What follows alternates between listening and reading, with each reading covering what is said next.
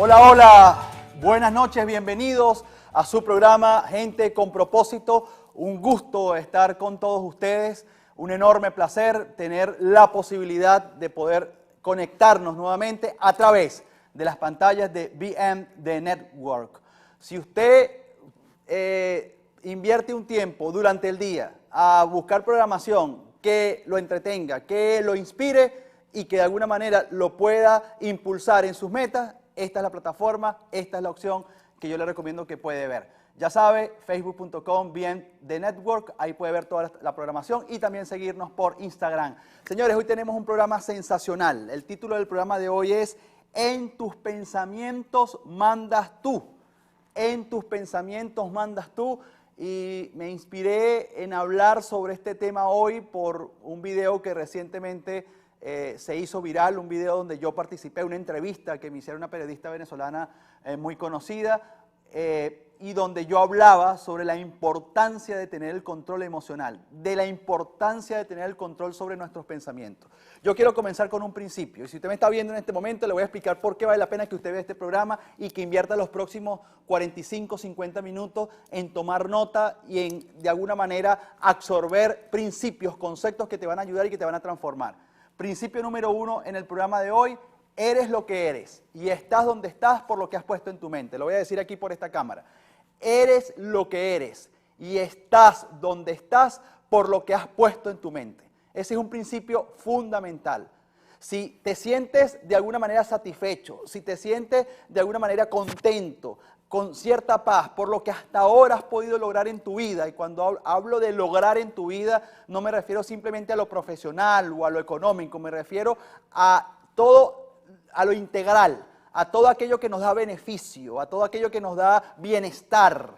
Todo eso se puede lograr cuando yo sé que he podido sembrar en mis pensamientos en los últimos años. Y cuando digo sembrar en mis pensamientos me refiero a formación, a información, a conceptos, a herramientas, a metodologías, a la experiencia de la vida. Repito, eres lo que eres y estás donde estás por lo que has puesto en tu mente. Entonces la gran pregunta es, ¿qué he puesto yo en mi mente en los últimos años? ¿Qué he puesto yo en mi mente en los últimos meses? ¿Qué he puesto yo en mi mente en las últimas décadas? Si somos el reflejo de lo que pensamos, ¿qué he puesto yo en mis pensamientos? Sobre ese punto yo quiero que hoy nos dediquemos a trabajar y que hoy lo podamos desarrollar. Les contaba que hay un video sobre mí que se hizo viral en Venezuela y en muchas partes del mundo, y que eso me inspiró de alguna manera a poder comunicarme con ustedes, porque entiendo, después de leer tantos comentarios de tantas personas de tantas partes del mundo, me decían: José Jacinto, coincido con lo que tú dices en ese video. Básicamente, para resumir, me hacían una pregunta de cuál es mi lectura de la realidad de Venezuela. Yo soy venezolano y permítame hablar de la situación de mi país, y yo sé que muchos compatriotas están viendo este programa, aunque hay muchos amigos de América Latina que también nos ven. Pero la pregunta era, ¿cuál es tu reflexión con respecto al país posterior a las elecciones? Y yo le decía que el régimen en Venezuela ha concentrado mucho poder político, ha concentrado mucho poder económico, pero que también ha concentrado mucho poder emocional. Y que el régimen ha jugado al sometimiento, de alguna manera a arrodillar a muchos ciudadanos desde el punto de vista emocional, desde el punto de vista del ánimo. Y decía, en la medida que un régimen te logre frustrar, en esa medida te hace vulnerable. Y en la medida que te hace vulnerable, toma el control de tus emociones. Y cuando un régimen toma el control de las emociones de cualquier sociedad, ese régimen hace lo que quiera en función de sus objetivos y de sus metas políticas, que es someter, generar poder, controlar el poder en base y en busca de sus propios intereses.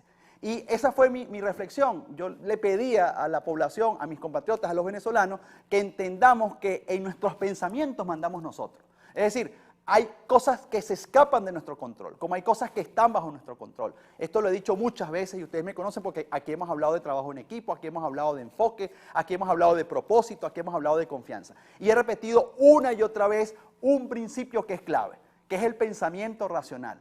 Y lo voy a repetir una vez más para aquella persona que por primera vez me está escuchando. El principio del pensamiento racional dice: Es importante tener el control de mi vida, pero también es importante reconocer que hay cosas que se escapan de mi control. Entonces, ¿qué cosas se escapan de mi control? Cuando yo soy ciudadano, cuando me analizo como ciudadano, hay cosas que se escapan. Pero ¿qué cosas sí están bajo tu control como ciudadano? Bajo tu control está en lo que tú decides pensar, en tus acciones diarias, en tus decisiones.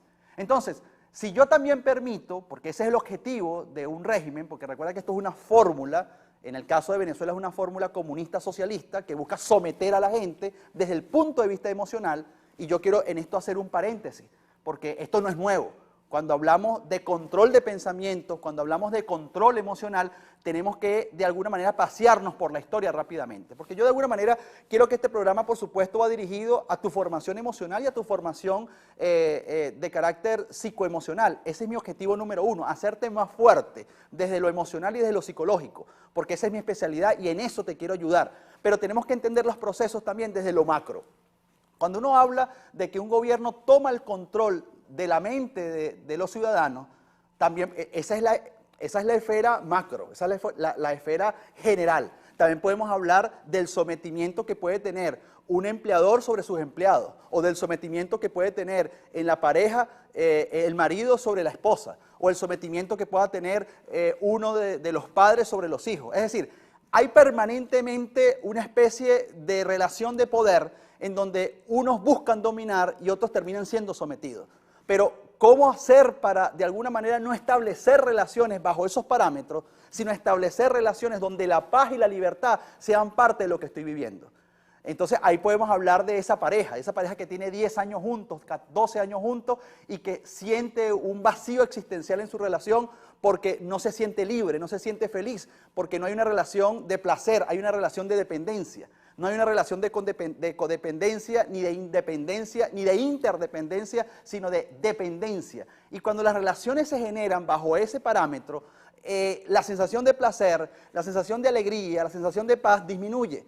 Y comienza a florecer la sensación de desilusión, la sensación de desesperanza, la sensación de que algo me está faltando. Y lo mismo ocurre en la relación de ciudadanos con gobiernos. Es lo mismo, solo que es a una dimensión más amplia. Por eso le hago toda esta descripción rápida desde el punto de vista psicoemocional o sociopsicológico, pero ahora llevado a lo sociopolítico o socioeconómico.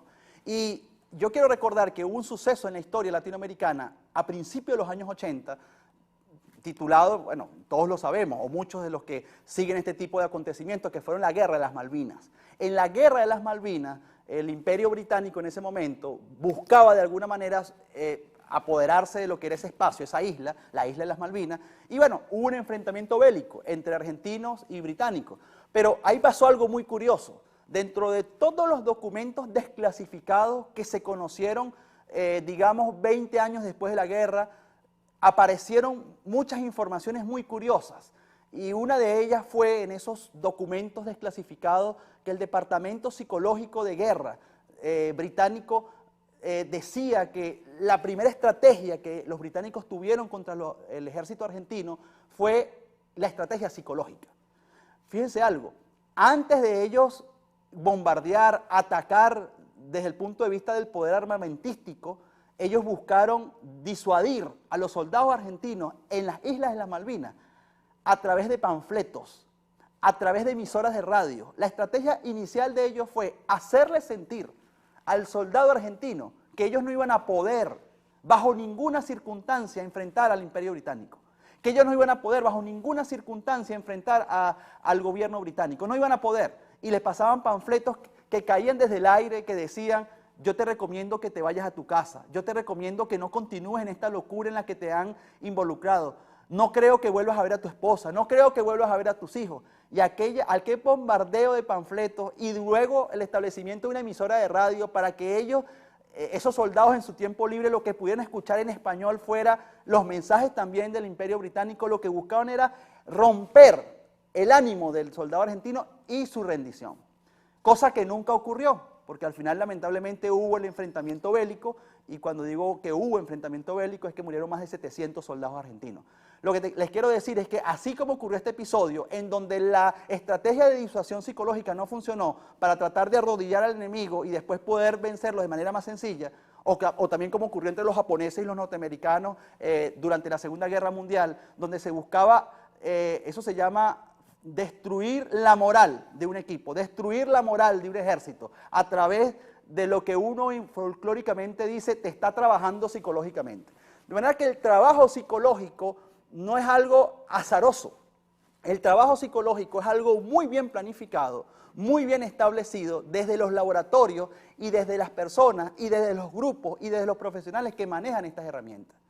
Si esto es así, y estoy hablando, bueno, les acabo de poner un ejemplo de lo que significa en el mundo bélico. Y les acabo de poner un ejemplo de lo que puede significar dentro de una pareja, pero eso ocurre también en el mundo comercial, en las guerras del marketing. Hay toda una psicología de ventas y hay toda una estrategia de marketing para poder posicionarse en el mercado. Yo les digo todo esto porque el que todavía piense que esto es algo opcional, es decir, que esto de lo psicológico es cuento de camino, que esto no es así como lo dicen, y no se determina a formarse en ser fuerte, escúchame bien, fuerte en lo psicológico y fuerte en lo emocional. Porque si una sociedad es fuerte, y si una persona es fuerte en lo psicológico y en lo emocional, va a ser menos vulnerable para el dominio de quien busca el poder, en definitiva, para simplemente tratar de tener más dividendos y más ganancias. Y eso ocurre a nivel de las sociedades, eso ocurre y está ocurriendo en mi país. ¿Cuál fue la estrategia del régimen en Venezuela? Bueno, minar la autoestima de un sector de los venezolanos en hacerle creer que ellos por sí mismos no podían mantenerse, que ellos por sí mismos no podían cubrir las necesidades de su familia. Eso fue deliberado, eso es lo que tenemos que entender, que este tipo de laboratorios políticos, y estoy hablando del comunismo y el socialismo rancio, del que queremos salir en América Latina y que tanto daño le ha hecho al mundo, porque le ha hecho daño, sin entrar en consideraciones en otros modelos políticos, pero este en particular le ha hecho daño porque ha buscado el juego psicológico para minar y robar lo más preciado que puede tener un hombre y una mujer, que es su autoestima, que es la confianza en sí mismo, que es un concepto sobre sí mismo grande, fuerte, para que por sí mismo pueda crecer, para que pueda evolucionar. A un gobierno estas características no le conviene que una persona, es decir, que una familia, que un hombre y una mujer tengan cierta autosuficiencia, ciertos niveles de confianza importantes, porque si no necesitan al gobierno, entonces ¿para qué?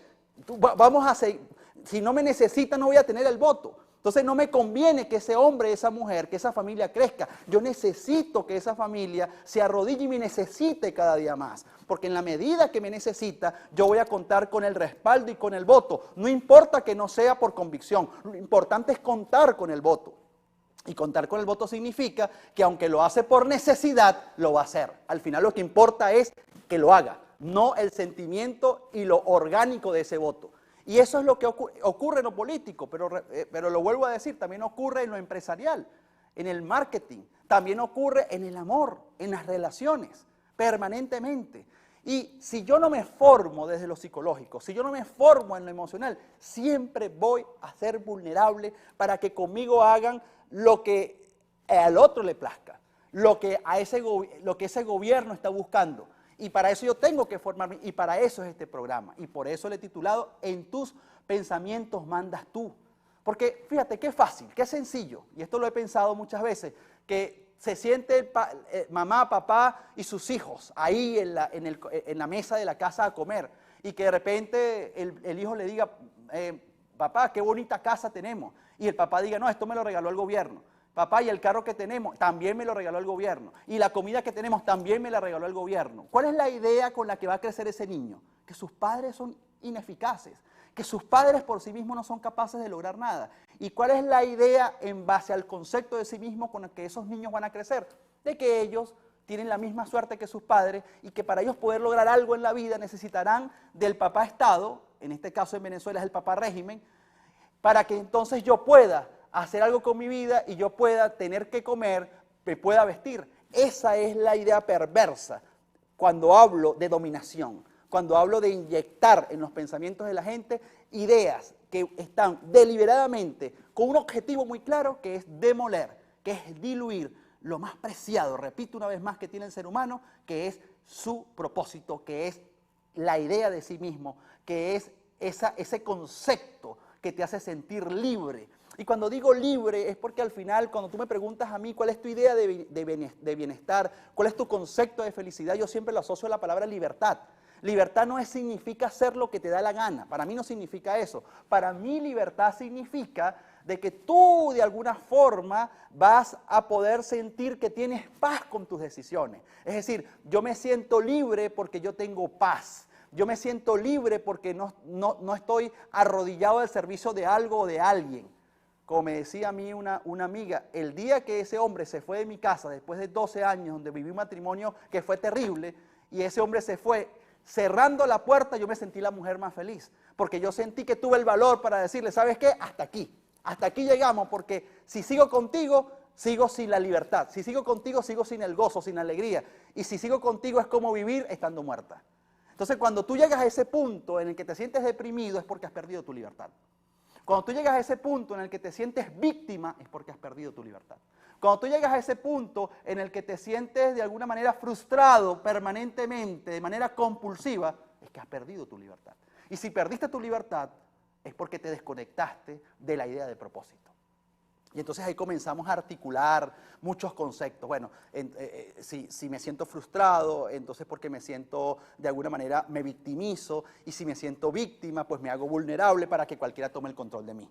Entonces allí, cuando termino una relación y entonces estoy vulnerable y en lugar de crecer, de fortalecerme, de romper esos esquemas de pensamiento de victimización, de frustración, de tomar el control de mis decisiones, busco otra relación donde me enganche nuevamente con las mismas características y comience a generar lo mismo. Y cuando me doy cuenta, salí de una relación para entrar en una peor.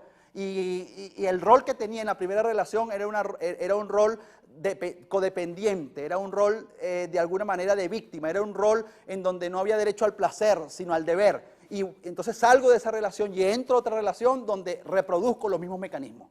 ¿Por qué? Porque no me he sanado. ¿Por qué? Porque no me he instruido. ¿Por qué? Porque no termino de entender de que tengo que hacerme fuerte en mi torre de control. ¿Y cuál es mi torre de control? ¿Cuál es tu torre de control? Tu mente. Porque en tu torre de control, que es tu mente, están todos los pensamientos. Ahí están todos los pensamientos. Y es entonces en esa torre del control en donde tú tienes que tomar el dominio. En donde tú tienes que tomar el control. Y cuando digo torre de control, vamos a definir qué es el concepto de torre de control.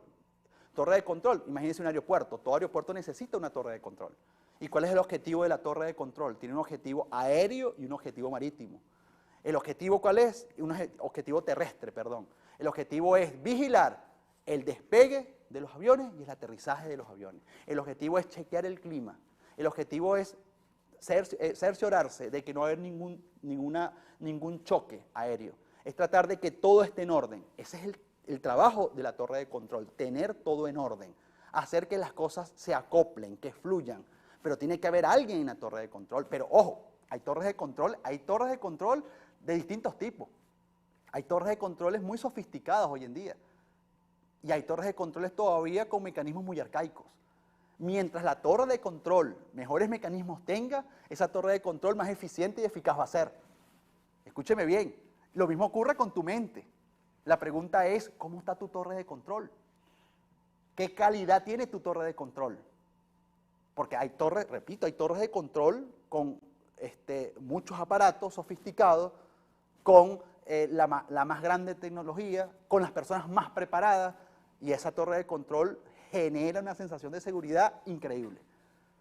Porque el aeropuerto también tiene una gran inversión, pero también hay torres de control de aeropuertos de países donde hay cierto nivel de pobreza, donde se trabaja prácticamente con las manos, con las uñas, y donde los riesgos permanentes están en ese aeropuerto a la hora de despegar y de aterrizar aviones. Pues lo mismo ocurre con mi mente. La pregunta mía es, en este momento, que me gustaría que la discutiéramos, que me gustaría escuchar sus comentarios sobre este tema, la pregunta es, ¿tienes el control de tu mente? ¿Tenemos el control de nuestra mente? Si no es así, ¿por qué? ¿Y qué deberíamos hacer para tomar el control de mi torre de control y marcar las pautas de mi vida en mi presente de cara al futuro? Esa es una pregunta importante y por eso quiero leerlos. Me encantaría su opinión sobre esto, sobre el tema de la mente, sobre el tema de los pensamientos y sobre el tema de la torre de control. Vamos a ver las preguntas del público. Aquí está Daliana, querida Daliana, ¿cómo estás? Siempre excelente tu live. Hola Daliana, muchas gracias por estar en contacto. ¿Qué te parece, Daliana? Por favor, dame tu comentario sobre la pregunta. ¿Estás al control de tus pensamientos? Aquí dice Daliana, el ánimo es cosa vital en la vida. Mueve a las personas. Y sí, fíjate que sí, porque cuando les comentaba hace rato, Daliana, sobre el tema de la guerra psicológica, lo que busca la guerra psicológica es quebrar el ánimo, es demoler la moral de una persona o de un grupo, de un país. Ese es el objetivo de la guerra psicológica, porque si quiebran tu ánimo, quiebran tu espíritu, y si quiebran tu espíritu te pueden controlar porque te haces vulnerable. Entonces, a veces lo que te rodea te afecta, claro, pero por eso es que lo que tenemos que proteger es el ánimo. José Jacinto, ¿y cómo protejo el ánimo? Bueno, ¿de dónde viene el ánimo? Daliana, y lo hemos hablado mucho en este programa, ¿de dónde viene el ánimo? ¿Cuál es el fruto del ánimo? ¿De dónde viene? Del propósito. En mi libro lo digo, es Gente con Propósito, lo hemos estudiado. ¿Qué es propósito? Es el ánimo y la intención de hacer algo. Repito, propósito es el ánimo y la intención de hacer algo. Es decir, el ánimo genuino de una persona viene de su idea clara de propósito. Si el ánimo se quiebra, si el ánimo se destruye, es porque confundieron tu propósito. Entonces, para protegerte tú de aquellos que atentan contra tu ánimo, aférrate a tu propósito. Pueden haber circunstancias difíciles, pueden haber pruebas difíciles, pero si yo sé cuál es, ojo, cuál es mi propósito, yo me mantengo firme y mi ánimo no me lo quiebran, mi ánimo no me lo socavan, mi ánimo no me lo destruyen, a pesar de la estrategia psicológica que una persona, que un grupo, que una directiva, que un jefe, que una pareja o que un gobierno o un régimen quieran hacer contra ti. Daliana dice, a veces lo que te rodea te afecta, claro, y por eso hay que cuidarlo. Gracias, Daliana, por tus comentarios. Héctor Alejandro, muy bien, ¿cómo estás, Héctor? ¿Cómo te va? Un placer. ¿De dónde nos escribes, Héctor? ¿Qué te parece el programa? Que ante la pregunta, ¿cómo controlar nuestros pensamientos? ¿Qué sugieres? ¿Cuál es tu experiencia? Ana María, ¿cómo estás, Ana María? Un placer. Tienes tema muy interesante, y es muy interesante porque eso determina nuestras vidas, porque los pensamientos están en la pantalla de nuestra mente. Y hago un paréntesis para decirles que para mí es importante que compartan el programa, porque esto que a usted le parece interesante, a mucha gente también la pudiera ayudar en cualquier país de América Latina. Es más, me encantaría que las personas que nos están, cuando me escriban me digan de dónde nos están viendo, de qué país, para uno saber hasta dónde estamos llegando. Eso para nosotros sería importante. Pero en la medida que compartimos este tipo de conocimiento, entonces más gente se va a enterar. Y en la medida que más gente está enterada e informada, tenemos más posibilidades como sociedad.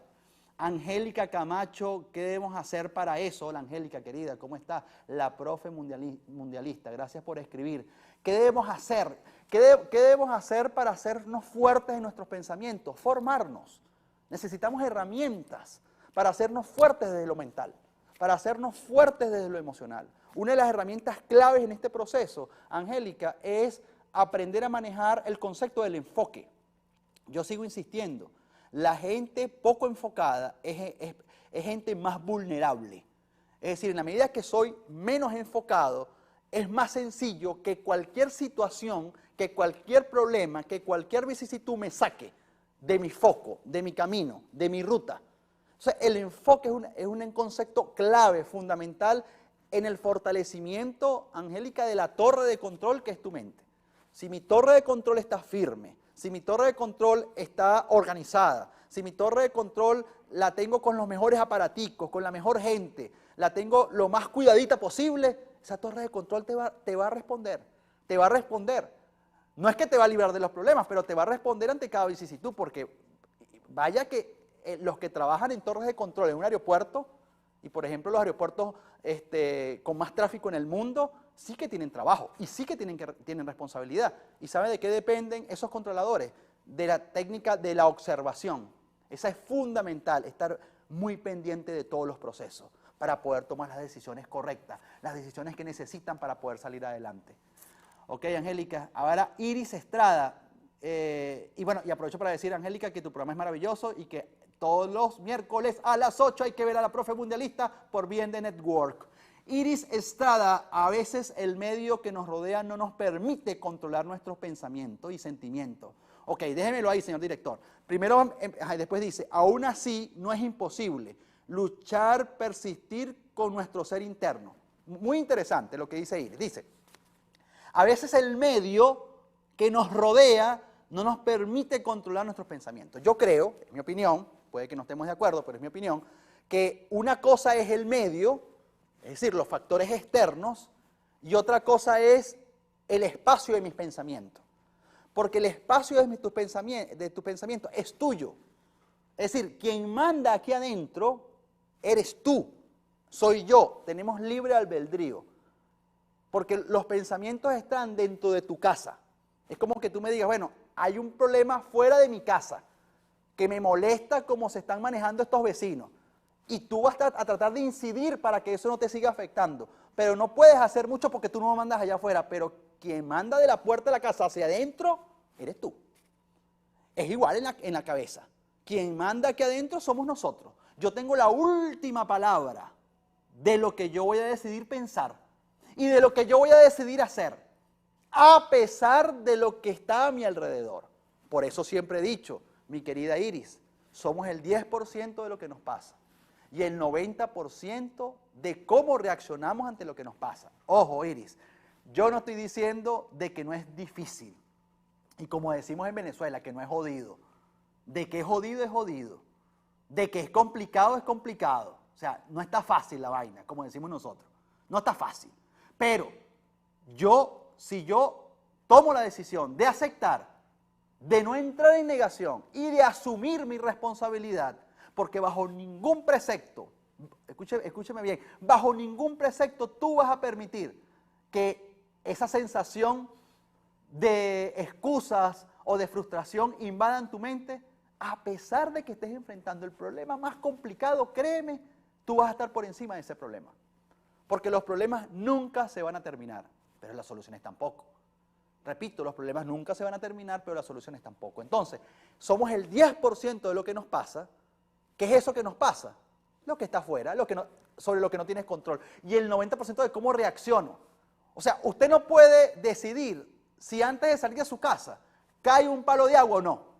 Ese es el 10% que usted no puede controlar. Pero el 90% tiene que ver con lo que usted puede controlar. Entonces hay gente que de repente empieza a llover y se pone de mal humor. ¿Y cómo es posible? Y llover, qué fastidio, qué esto, qué lo otro, y la cola y el agua. Entonces, pregunto, ¿tú puedes dominar eso? No. Entonces no pierdas tiempo en eso, porque eso no depende de ti. Esos son temas atmosféricos. ¿Qué depende de ti? Bueno, ¿cómo tú vas a reaccionar? ¿Cómo tú vas a hacer las cosas? Ahí está la lucha permanente, ahí es donde nuestra mente se debate. Por un lado, una parte de tu mente te dice, no es posible, pobrecito tú eres el resultado cuando el pobre lava llueve. Tú realmente no intentes buscar fortuna porque los ricos están completos. Hay una parte de ti que siempre busca consolarte, que siempre busca llevarte a la victimización, que siempre busca sobarte la espalda y decirte, no, no es posible. Y la otra parte que te dice, hey, cero excusa. Voy a ver cómo le doy la vuelta y cómo lo intento. Son dos realidades permanentes, dos realidades. Ajá, mi querida Anaís Trejo. Anaís, ¿cómo estás? Yo me creo objetivo y eso me ayuda. Yo me creo el objetivo y eso me ayuda. Hola, querida, ¿cómo estás? Un placer que estés escribiendo. Un saludo para ti. Y sí, tienes toda la razón. Exacto, es creerte el objetivo. Anaís, es creerte el objetivo y es verdad. Entonces, al final, la creencia, ¿qué es la creencia? Es un pensamiento. Las creencias son pensamientos. ¿En qué crees tú?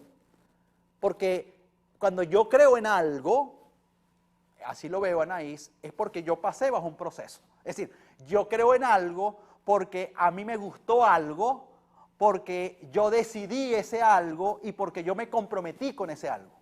Es un proceso por el que uno pasa para uno finalmente creer en ese algo. Entonces, yo creo un objetivo porque tengo un propósito y cuando yo estoy convencido de algo, a pesar de la dificultad que podamos tener, siempre nuestra creatividad, nuestra innovación, ese espíritu profundo, humano, de lucha y persistencia, se las arregla para buscar una alternativa para salir de ahí. Así que totalmente de acuerdo, querida Anaís. Creo que ahí vi otro comentario. Ana María vuelve a decir, desde hace 2 años mi vida dio un giro tremendo. Vivo el día a día, disfruto de las cosas que me hacen bien, lo que sé que daña lo esquivo, no me daño más. Maravilloso. Y de verdad que ese mensaje me encanta, y que todas las personas que están escribiendo y que están viendo este programa vean esas palabras, porque ahí percibo sabiduría, ahí percibo a alguien que está escribiendo no desde lo que leyó o de la frase que aprendió de alguien. Lo que percibo ahí en Ana María es su experiencia, es su vivencia. Ahí Ana María está reflejando lo poderosa que es el vivir, el tener conciencia y el hacer cambios. Porque ella entendió que su presente es lo más preciado y que si continuaba desgastándose en lo que había vivido y se continuaba desgastando en lo que pudiera vivir, sabía que su presente se iba a fundir. Y entonces dijo, ya, yo voy a vivir, yo no me voy a dejar consumir por cosas que no puedo controlar, y me dice, a pesar de las dificultades, creo que disfruto más de la vida, y con esa actitud, querida amiga, usted va a estar mejor. Usted va a estar mejor y eso es importante. Entonces me dice Angélica, eres lo máximo, la profe mundialista. Claro que sí, gracias por compartir tus conocimientos, excelente tema, te veo desde Miami. Gracias, Angélica. Ya, Angélica está desde Miami, ya saben, la profe mundialista, que además yo tengo el privilegio de estar ahí en el panel acompañando a la profe. Y como ya viene el mundial, entonces tenemos que empezar a calentar motores para lo que se viene, y eso es importante. Señores, entonces, algo importante, y quería hacer aquí como una especie de paréntesis, es que yo quiero hablar de los amigos de My Auto Sales, para seguir. Usted sigue haciendo sus comentarios, sus reflexiones, pero yo antes le tengo que comentar sobre algo que usted también lo va a ayudar en medio de todo este proceso, porque uno de los pensamientos que más atormenta a una persona cuando llega aquí a Miami, cuando llega aquí a Estados Unidos, es que se dice, ay, Dios mío, estoy llegando, ¿y ahora qué hago? ¿Cómo hago para conseguir un carrito? Porque usted aquí en Miami, si usted no tiene un carro, usted la va a pasar mal. Entonces, yo siempre digo, mire, ¿cuál es su dificultad? No, mira, es que yo tengo poca inicial, es que yo además de tener poca inicial, yo de alguna forma no tengo Social Security todavía y además no tengo línea de crédito, entonces siento que se me hace imposible porque todos los dealers me la ponen muy difíciles y yo le digo, no, muy sencillo, usted con los amigos de My Auto Sales, usted ese problema lo tiene resuelto, porque ellos están diseñados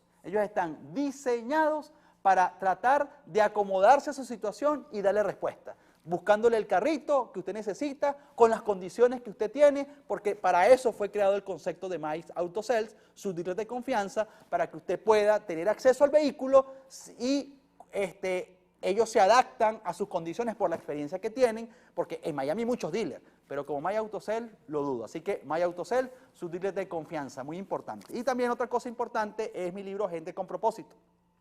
Porque todos estos conceptos que usted ve aquí, todos estos conceptos maravillosos, tienen que ver con mi libro Gente con Propósito, que usted lo puede conseguir en Amazon.com, lo puede comprar, y también lo puede conseguir en las librerías que usted ve en pantalla en Venezuela. Ahora, si usted está aquí en Miami y usted quiere este libro, muy sencillo, usted me escribe al privado, nos comunicamos con usted, pasa a nuestras oficinas y ahí lo puede comprar en físico, aquí en Miami. Y en Venezuela, en las librerías que acaba de ver en pantalla, o si no, lo compra por Amazon.com, libro Gente con Propósito, que es parte del contenido vital de este programa. El programa se llama Gente con Propósito, mi libro se llama Gente con Propósito, que por cierto, ya estamos a punto de agotar la 4ª edición, esa información me la dieron desde Venezuela ayer, y yo sigo colocando mis libros en la mayor cantidad de librerías en Venezuela, porque esa fue mi decisión. A pesar de la hiperinflación, a pesar de lo difícil que es poder imprimir y colocar, no hay ganancias por esto, al contrario, hay pérdidas desde el punto de vista financiero, pero hay una ganancia enorme, que es la posibilidad de que este libro esté en cada familia venezolana y en cada familia suramericana y en cada rincón del mundo donde pueda llegar, porque yo sé que muchos venezolanos con este libro han viajado, porque me han hecho llegar fotos de distintas partes del mundo. Y esa fue una de las cosas que a mí me inspiró cuando escribí un libro. Yo dije, escribir un libro te permite conocer gente que nunca vas a conocer personalmente y estar cerca de gente que seguramente uno nunca va a poder estar cerca físicamente, pero sí a través de un libro. Y por eso el leer es tan bonito y el leer es tan importante. Señor director, si hay otros comentarios lo colocamos, o si no colocamos las láminas vamos a colocar las láminas para ir viendo y mostrándole a nuestra audiencia láminas sobre el tema de hoy, en tus pensamientos mandas tú. Lo primero es, en tus pensamientos mandas tú, y cito a Henry Ford, que dice, piensa que puedes, piensa que no puedes, en ambos casos tendrás razón. Fíjense, este es un pensamiento muy conocido, de verdad que lo consigues en la mayoría de la literatura de crecimiento personal, pero esconde muchas verdades. Piensa que puedes, piensa que no puedes, en ambos casos tendrás razón. Es decir, al final la razón va a ser de la fe que tú le imprimas a lo que estás haciendo, pero todo depende de lo que tú estés pensando. La próxima lámina, señor director, vamos a ir pasando las láminas. Tenemos a Henry Ford. Ahora vamos con otro pensamiento que también es fundamental y que forma parte de la dinámica, porque al final los pensamientos son decisiones, eso tenemos que tenerlo claro, los pensamientos son decisiones, y por eso quiero mostrar las siguientes láminas. Ahí está, dice pensamientos, emociones, conductas. Esto lo hemos hablado también, y disculpen que allí hay como una especie de situación con la OS. Ese es un error de mi equipo de producción, no del canal, pero eso lo arreglamos después. Eso son cosas que pasan. Pensamientos generan emociones, emociones generan conductas. Pensamientos generan emociones, emociones generan conducta. Y quiero que me lo deje ahí, señor director, en pantalla, porque esto es algo que yo quisiera que ustedes se aprendieran. Porque este esquema responde a la psicología conductual. Esto es algo que yo les sugiero que se lo aprendan de memoria. Todo pensamiento te lleva a emociones. Y toda emoción te lleva a la conducta. Entonces, por eso es que es tan importante tomar el control de tus pensamientos. Porque si tú tomas el control de tus pensamientos, que es tu torre de control, entonces tú vas a poder generar las emociones que necesitas para tener la energía que te hace falta a diario para poder llevar adelante, a través de las conductas eficientes y eficaces, tus proyectos de vida. ¿Ves? ¿Lo ven claro? Pensamientos positivos generan emociones positivas. Emociones positivas generan conductas negativas. Lo contrario, si mis pensamientos son tóxicos, si mis pensamientos son desesperanzadores, si mis pensamientos son tristes, si mis pensamientos son pesimistas, si mis pensamientos son negativos, vas a generar emociones de las mismas características. Es decir, si usted todo el día se la pasa pensando en lo mal que le va a ir, porque usted se dejó atrapar por el pesimismo crónico, y lo he dicho varias veces, ¿qué es pesimismo crónico? ¿Cómo identificas tú a un pesimista crónico? Usted identifica un pesimista crónico cuando ese tipo de personas que te dice, me está yendo bien, chico, pero estoy preocupado, y tú le preguntas, ¿por qué? Porque si me está yendo tan bien es porque algo malo me va a pasar.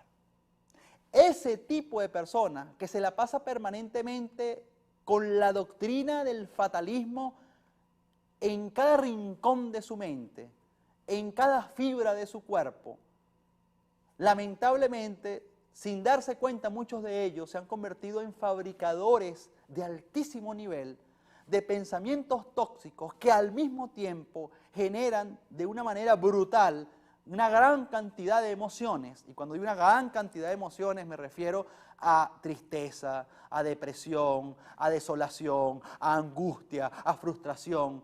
Y este cuerpo, o sea, su cuerpo, el cuerpo físico, su cuerpo, la caja que nos han dado para poder movernos en este mundo, tiene un límite. Porque en la medida que usted genera gran cantidad de emociones tóxicas, porque usted no tiene control, pues, porque usted no tiene un orden, una disciplina en su mente, usted genera una cantidad de cortisol que está muy por encima de lo que tu organismo puede soportar. Usted le genera una presión a su sistema inmunológico inmanejable.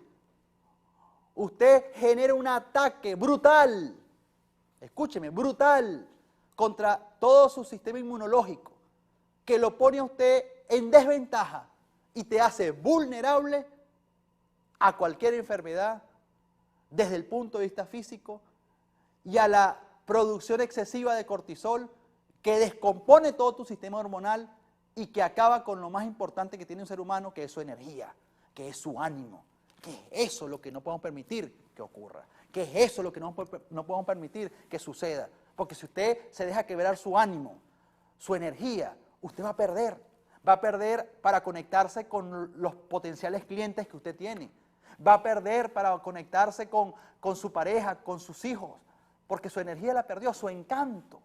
Es que el encanto de nosotros no es otra cosa sino la energía. Ese es el encanto más grande que tenemos los seres humanos.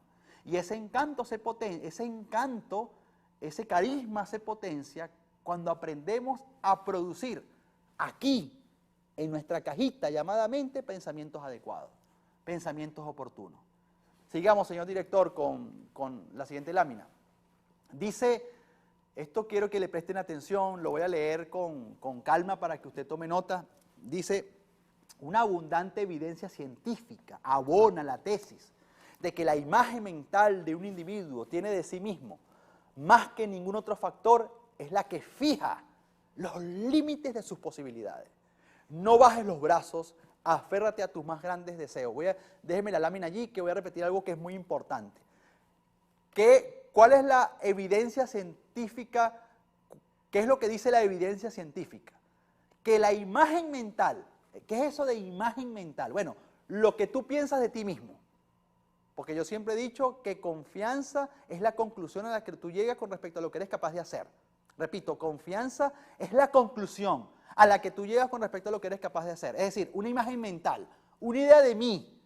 Pues yo pregunto siempre, pero ¿qué es lo que tú piensas de ti? Porque somos expertos en decir, caramba, lo que pensamos del otro. Es que somos expertos. Somos expertos en decir lo que pensamos del compañero de trabajo. Mira a José Alberto, mira qué bola, mira esto, mira lo otro, no hace esto, no hace lo otro. Mira a mi hermano, mira a mi esposo, mira a mi hijo. Cuestionamos, analizamos a todo el mundo todo el tiempo. La pregunta mía es, esa misma capacidad de análisis, ¿por qué no te la haces a ti mismo?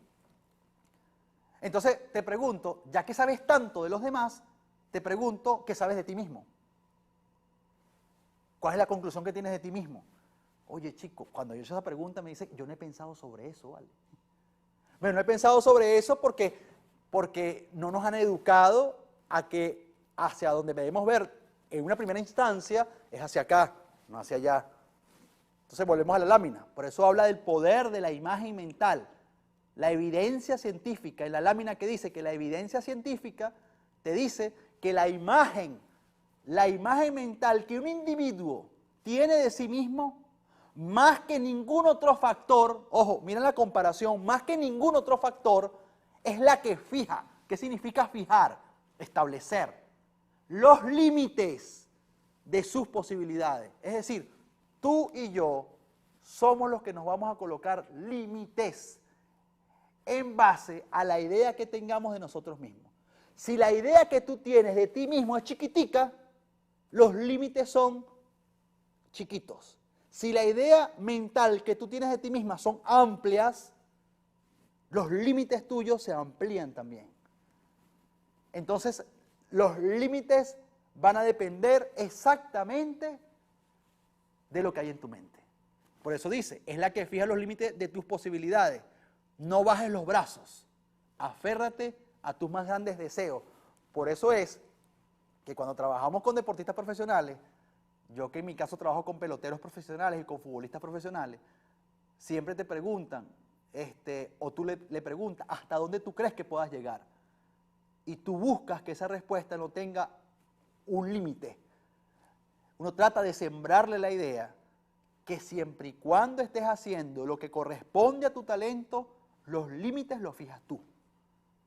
Y esos límites son fijados en base a la imagen y a los pensamientos que tú tengas de aquello que tú crees que eres capaz de hacer. Todo concluye en que el hecho de que tú trabajes tus pensamientos, trabajes tu imagen de ti mismo, sepas quién eres, tengas idea clara de propósito, tengas conciencia de talento, tengas fijación de confianza y trabajes permanentemente en proteger tu ánimo, en controlar tu concentración y enfoque, en tener una relación adecuada con el fracaso y en entender que los resultados son productos de decisiones, en esa medida vamos a crecer y vamos a evolucionar. Porque lo importante al final no es llegar, aunque todos buscamos llegar. Yo creo que lo más importante es moverse en el proceso, saber que estoy avanzando, porque en ese proceso yo estoy evolucionando. Que la siguiente lámina, señor director, y me avisan cuando tenga comentarios para colocarlos y seguir leyendo. ¿Qué tenemos por allí? Ajá. ¿Qué dice el señor Kiyosaki? Padre rico, padre pobre, un magnífico libro. Dice, cada vez que pienses que no puedes hacer algo, alguien más piensa que sí puede. A mí me encanta este pensamiento. Me encanta este pensamiento. Cada vez que pienses que no puedes hacer algo, alguien más piensa que sí puedes. Yo siempre le digo eso a muchas personas. Le digo, no, es que yo creo que no puedo. Es que yo creo que es difícil. Yo le digo, bueno, chévere. Si tú crees que no puedes, aunque yo creo que sí, porque tu talento da para eso, lo que pasa es que tienes miedo, recuerda algo. Siempre va a haber alguien allá afuera que va a decir, yo sí puedo. Entonces, como alguien dice por ahí, la vida se trata de oportunidades. Y hay gente que esperando el momento perfecto, deja pasar oportunidades perfectas. ¿Y por qué? Por el perfeccionismo agudo, que aquí lo explicamos muy bien en Gente con Propósito. Por eso yo quiero que lo busque en Amazon y lo compre. O que le diga a alguien dónde buscarlo. Porque el perfeccionismo agudo es una enfermedad de carácter emocional que muy poca gente conoce. El perfeccionismo agudo significa ¿cómo saber que cómo saber que sufro de perfeccionismo agudo? ¿Sabes cómo? Bueno, cuando te la pasas postergando todos los procesos. El perfeccionismo agudo es como una etapa superior, para mí, de la procrastinación. ¿Sabes que la procrastinación es dejar para mañana lo que tengo que hacer hoy? Esa es una condición que mucha gente la ve como normal. Y evidentemente, todos los días, todos procrastinamos en algún nivel. Pero hay procrastinaciones agudas, muy agudas, de las que hay que tener cuidado. Pero cuando esa procrastinación se extiende, se profundiza, se convierte en perfeccionismo agudo. Y perfeccionismo agudo significa que siempre vas a pensar que no tienes lo suficiente para arrancar el proceso y el proyecto que tú sabes que tienes que comenzar. Por eso es que se dice que lo más difícil es arrancar. Pues una vez que tú arrancas, tú dejas atrás procrastinación y perfeccionismo agudo. Vamos con más comentarios de la gente. Tenemos más comentarios aquí de los amigos. Tenemos a Rosa Herminia Bastidas. Foco, disciplina, dice la amiga Rosa. Perseverancia, saludos. Sociólogo José Jacinto desde Argentina.